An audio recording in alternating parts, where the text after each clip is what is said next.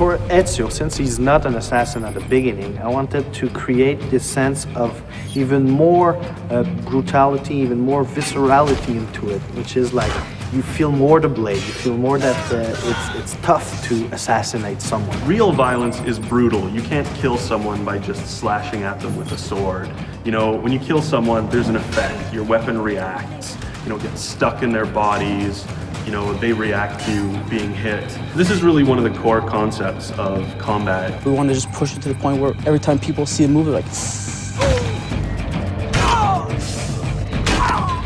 well, you want to show your friends. So you bring them over and you say, look at this man do it, and they're all like, oh my God. That's what we wanted to bring.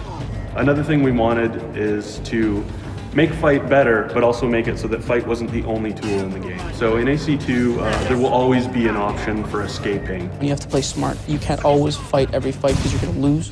So you have to pick and choose your battles. So there's going to be 3 guards archetypes in the game. The first one being the Brute. The Brute is going to be a huge challenge in terms of fighting. It's going to be strong. They are not very smart. They're your typical kind of big oafs. And they're very susceptible to sort of social gameplay. So you can blend, they'll never figure out that you're in a blend spot. Then we have the Seeker, the more paranoid type of guard, the guy who's searching to see where Ezio is, and even like in Veil of Hate or in a group of people, you can say, oh, you're there. The third is the Agile, and the Agile is obviously against the free running. Not only is he good at catching you when you're free running, he can also do free running. The other thing that's really cool about the archetypes is that each one uses a special weapon. You can actually steal people's weapons now. By stealing the archetypes' weapons will unlock a whole new set of combat attacks. Okay, this is a type of guy, he has a spear, spears are long, so I can grab it and take it from him and kill someone else. Whereas a Brute is heavily armored and you can pound on him all day long with your weapon and not really get anywhere. You've got to be clever to beat this kind. We made a technology that basically allows an AI to say, oh, okay, instead of just fleeing down a street, if I'm capable, why not flee up a building or flee up a ladder or flee across free running elements or boats or whatever.